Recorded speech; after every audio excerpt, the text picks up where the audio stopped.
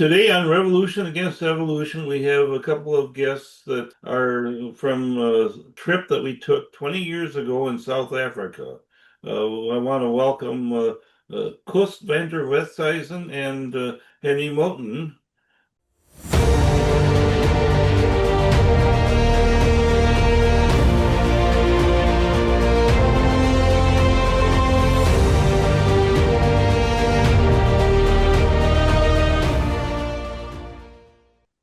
Welcome to Revolution Against Evolution. I'm your host, Doug Sharp.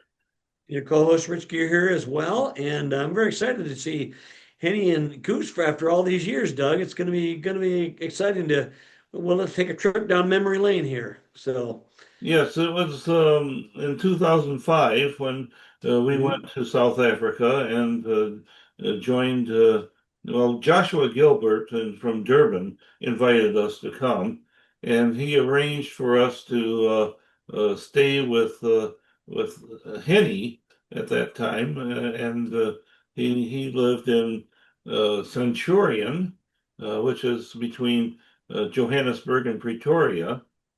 And you were working for Kentron, I believe it was, right? That's right.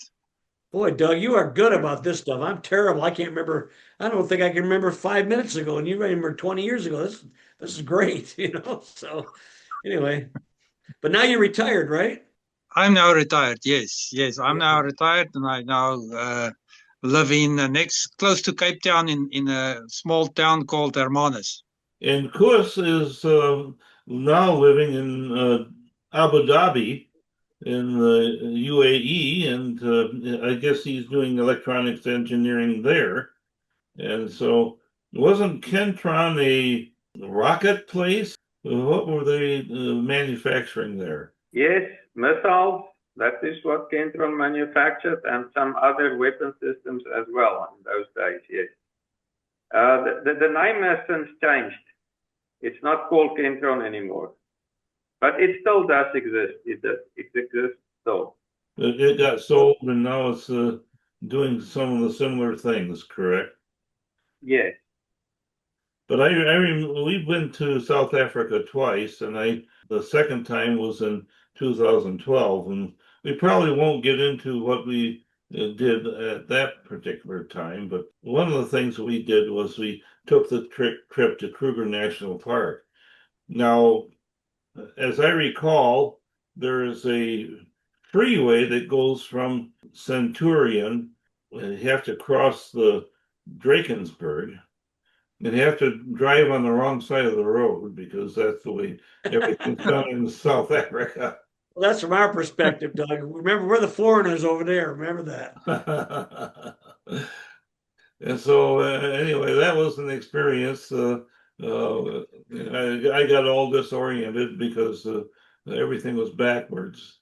But Doug, was that on the trip that our car broke down, or was that the? Well, that was on the way back. Yes. Yeah. Okay. We won't get to that yet, but that was an interesting adventure. Anyway. But I remember that we ended up staying in a place called Skukuza, and that's right. And they have round huts that you stay in, or houses, and but this particular one we stayed in had two of the rondavels that were connected with a kitchen in the middle of them. Oh, and yeah. So that became the bedrooms that we stayed in, and so here we were next to the Sabi River, I guess you call it. I have a background here of that river, and we were able to hear the hippos in the river that night. That was kind of a neat thing. Do you remember that, Hennie? Yes. No, I remember that.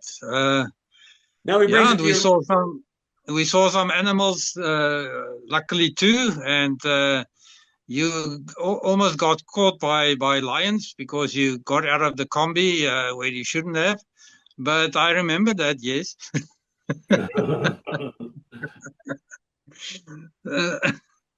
Yeah, I remember that there was a first travel from Skukuza to, wasn't it Pretorius Cop?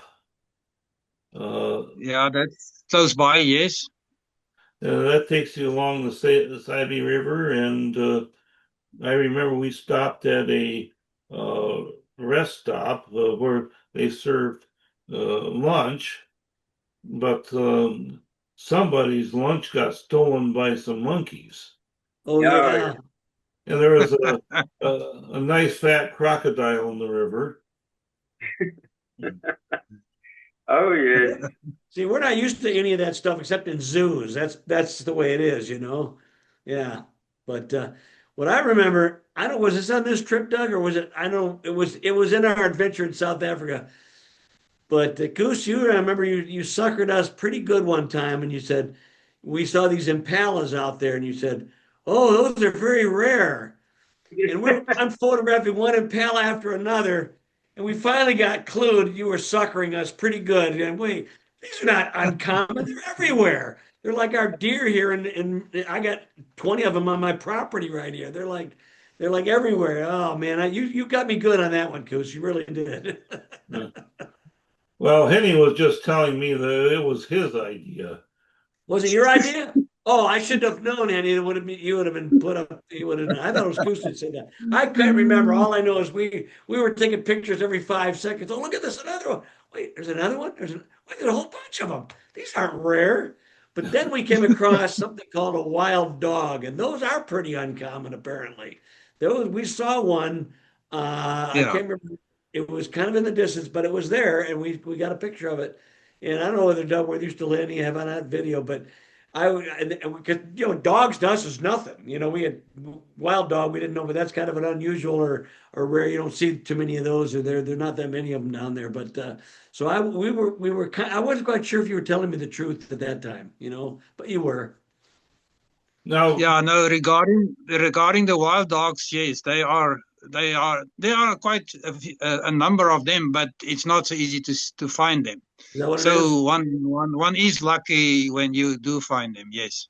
I remember that when we first got to the gate going into the Kruger Park, we saw two elephants down by the river, and so guess what? Rich gets out of the car and zooms down there to take pictures of them. Yeah. As we were crossing the bridge to go into the gate into Kruger Park, were a couple of elephants, and there they were, right there in the river, and so we drove up to the gate, and of course you had to get out of your car and run down to the bridge to see the elephants.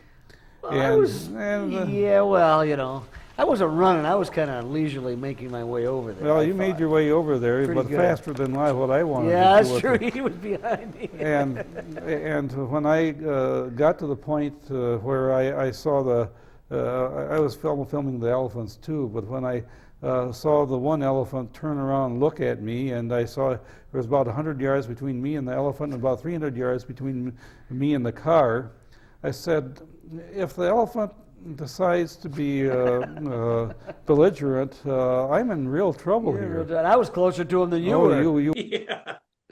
And I followed you to try to get you to come back because it's kind of not a recommended thing. You almost became elephant toe jam. Yeah, but I got some great pictures. But Go you ahead. were on the bridge at that stage, and they were down there at the river. So I think Yep. that one wasn't too risky. I didn't think it was, but there was another time we were in the middle in the Kruger Park. We were taking, I think we were on a tour, a thing or something. I'm not sure. We were in a four-wheel vehicle or anything, and suddenly an elephant walked in front of us, and then another one walked behind us, and we were kind of in the middle there. Do you remember that? And we were going, "Uh-oh, is it? Are we?" And they left us alone, but it was a little kind of disconcerting. The guy stopped the vehicle right there, and we just kind of waited for them to do their business, go on one way or the other. But Well, we weren't in a tour, Rich. We were actually in Hennie's vehicle. So that's what I thought, but I couldn't remember what it was, but I couldn't remember. I knew we were in a vehicle, and do you remember that, Henny? We were in that vehicle, and we had to stop because they were in front of us and behind us, mainly behind us, but at least as I recall. Yeah, that can be that. Yeah, that's possibly true. I know our memories can be a little fugitive after 20 years, can't they? I remember also we had just gotten done viewing the lions. Our lions were eating a giraffe, and That's right. the pack of them, and the young one was going after the giraffe. There was another one sitting off in the distance, but they were sort of looking at us. And you had we had the windows open. That was probably not a recommended thing to do. Well, you had a slide door open on the other side of the line, Yeah, but I was in that back seat. that was not recommended. But I also did a stupid thing. I opened my door. I was sitting at the driver's seat, and I got up and stood next to the seat, not on the ground, but way back, visible. And that was also not a smart thing to do. And I could see that the one male lion came close, and in his eyes I could see I shouldn't have done that. You can see in his eyes whether he's really interested or not. And he was. So I got back as quickly as I could. There was a big lion kill. There was, I guess, at one time, there were 13 of them laying around. We didn't get there till the next day afterward. He says, "Oh yes, giraffe tastes like chicken." Well,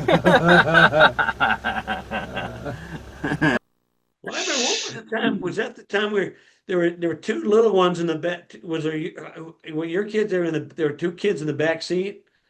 No, that was the second trip, Rich. That was the second trip. Okay, I was conflating. Yeah, we were with the bulk of Bakma, and we went to the lion rhino park. But Right. that was another instance where you endangered yourself, Rich. I didn't. Was it the window was down there too, and there were two little kids in the back seat, and then the female lion comes walking. I didn't realize how big those creatures got, and we were looking at the male lions. They're putting on a nice show, and the female lion was kind of, I don't want to say she's stalking us, but I think she might have been eyeing those little ones in the back seat there. But she walked right by. I was next to that window, and I said, just happened to see out of the corner of my eye. I looked back, and oh my gosh, she's coming up here, and I moved back. I moved back fairly with alacrity, let's put it that way. And she just kind of walked by right next to the vehicle, and her shoulders were as high as the bottom of the window. And I went, wow, that is a big, but she just kept walking by, and that was a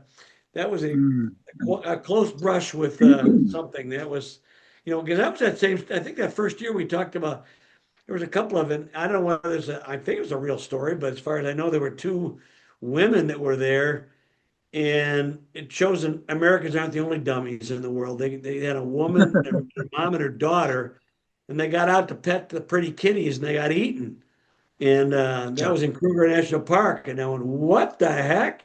We read about that. It was a kind of an alert on there. So I went, you remember that, Doug? I heard about that. Yes. Yeah, that was scary. Yeah. So Well, we were after that seeing the lions. I remember we were driving down the road, and I started to feel like I had to use the restroom. And of course, there was not very many places to do that. Yeah, and we were passing, going down the road, and right next to us was an elephant, and he said, "Oh," stopped the car and said, "No, there's another elephant." And I said, "Oh, that's just another elephant. Let's find a restroom." We did find a spot where we could went up a hill, and we could I could get out, but I had to fertilize the trees, and I killed them. you have certain hazards when you're traveling through Kruger National Park. Do you guys remember that very colorful bird we saw We call it in Afrikaans a troupand, and we couldn't figure out what to call it in English. And Koos suggested a wedding band because that's sort of the direct translation. But later on, we found out that it's a lilac-breasted roller. Yes. Oh, that's And right. Oh yeah.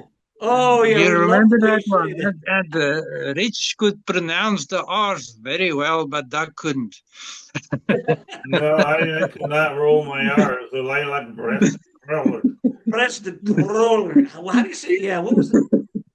Koos, you were the that. one that came up with that. That was great. Say it for us for the audience. That's good. Say. You remember that? That was a beautiful bird, though. It was a wonderful trip. Then I remember we ended up in Pretoria, Scop, which is right. It's almost to Mozambique, and Yeah.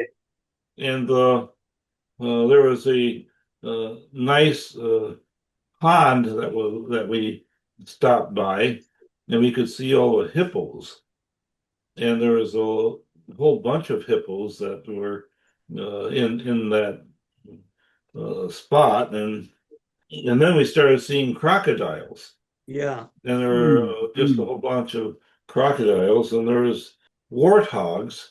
And the Yep. hippos were chasing the warthogs, but the warthogs were faster than the hippos, so they managed to escape. But it was just kind of a interesting show that we saw.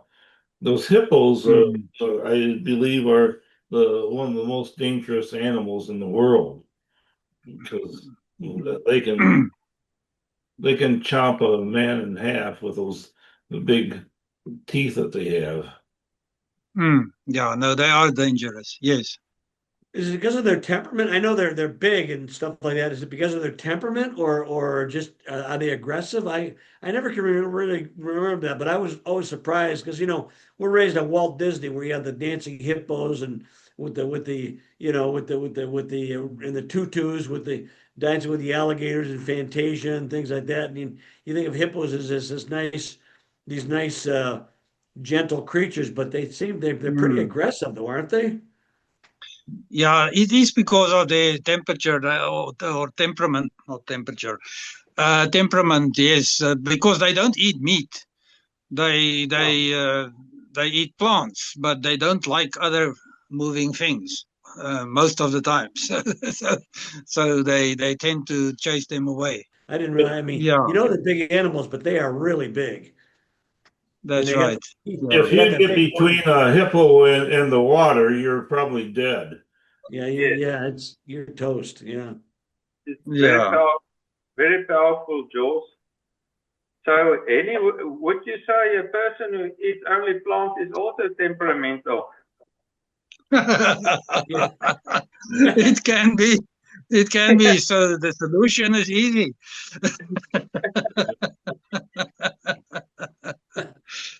Uh, Yeah, it seemed like some of those crocodiles were like 18 to 20 feet long. They were just huge. So we saw the crocodiles on the edge of the pond as well as the hippos. It was quite a interesting experience there. Well, I guess the hippo's the only one, Doug, that really isn't threatened by the crocodile. They Yeah. pretty much leave them alone, don't they? Right. Goose?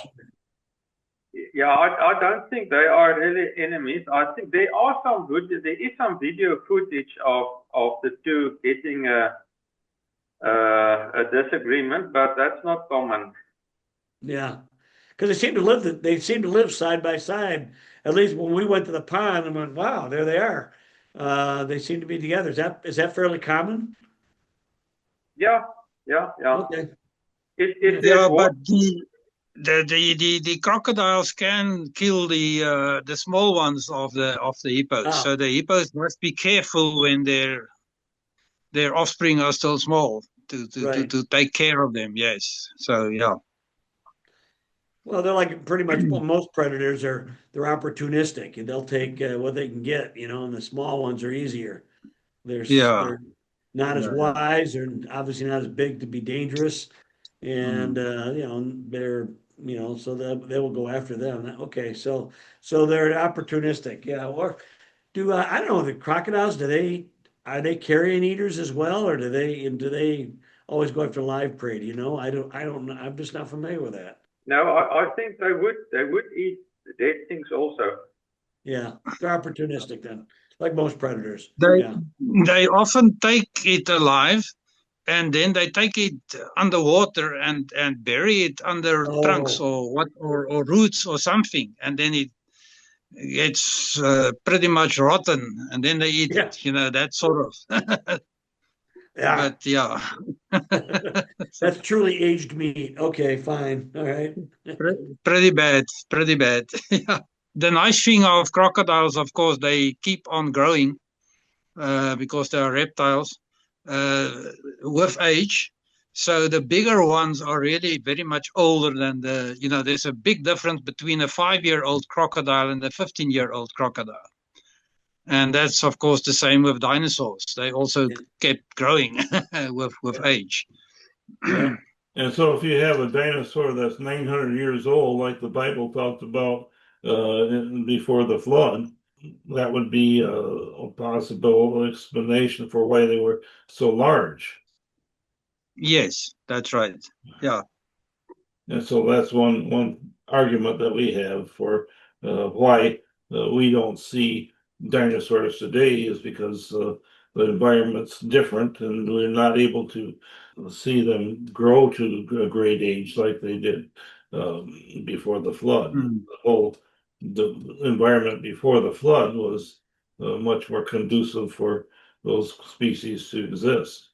Well, it's also the Yeah. argument why you didn't have to take big dinosaurs on the ark. You would have taken probably young adolescents who would be ready to breed once they got off the ark. You don't want to get overgrown, long in the tooth dinos. Although even the dinosaurs, most of them were not that big. But it's kind of like in mammals, you have elephants and you have shrews. No matter how no matter how small the elephant is, it's still going to be bigger than the full-grown shrew. And same thing, you got a velociraptor and a diplodocus. They're going to be different sizes, even as younger ones. But still, the younger ones would have been much smaller, based on, like you say, reptiles that they continue to grow for years and years and years. If the environment before the flood was conducive for humans to live over 900 years, then how long would reptiles?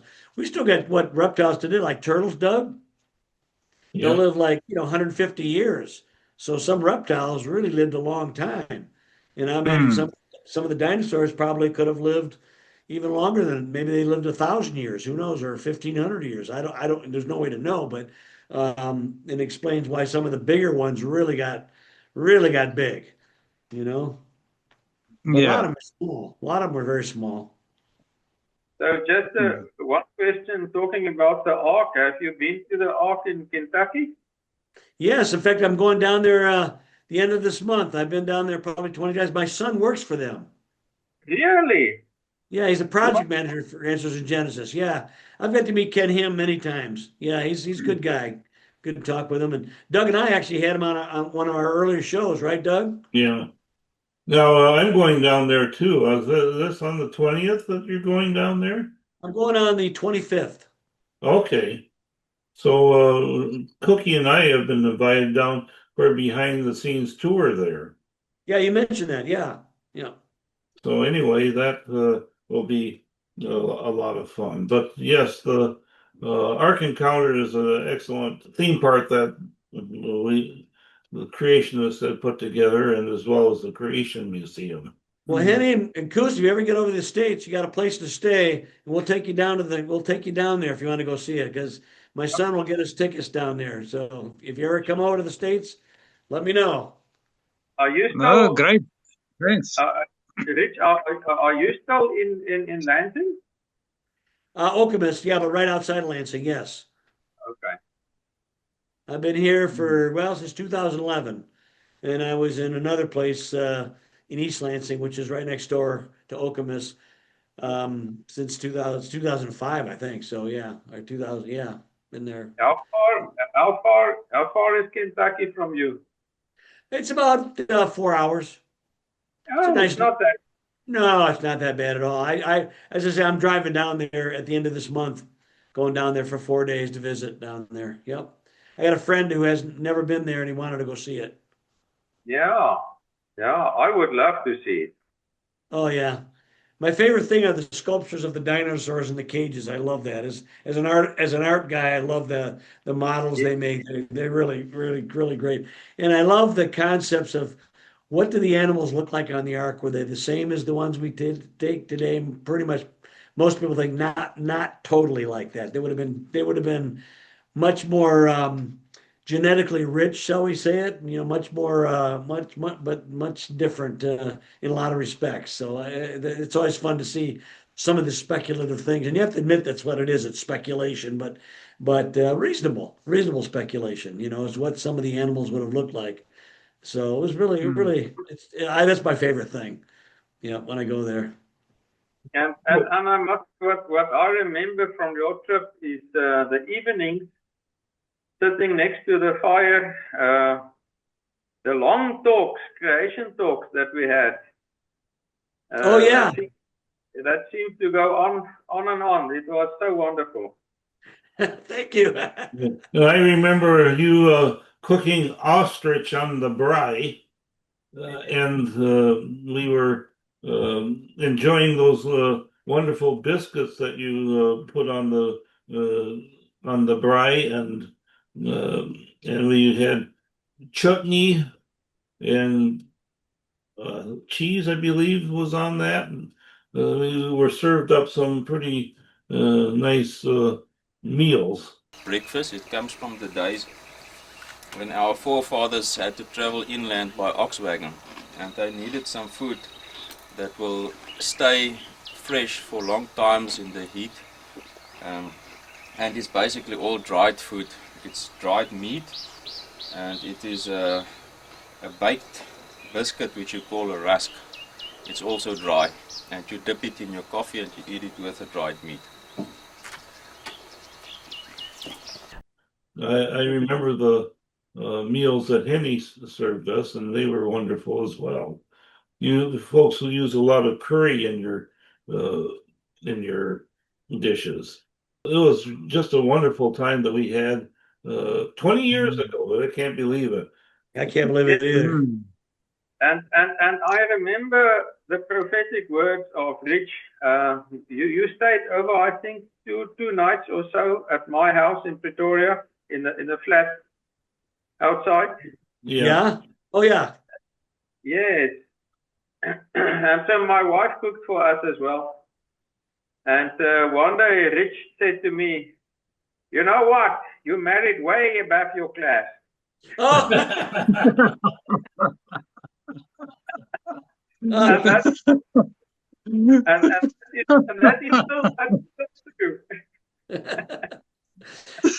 Most of us guys do. So yeah, that's the way it is. Well, Rich, we only have a couple of minutes left. Any But memories? I know that we saw three of the big five: the elephant, the lion, and the buffalo. The buffalo we came up close to as well. They were pretty. Uh, they can get pretty mean. they're awesome. Of the big five that we didn't see on that trip was the rhino and the leopard. But we did see a whole bunch of giraffes on the way back from Yeah. Victoria's Cup. And so anyway, that was just a wonderful trip that we had. And I thank you, Hennie and Koos, for joining us. We'll see you next time on Revolution Against Evolution.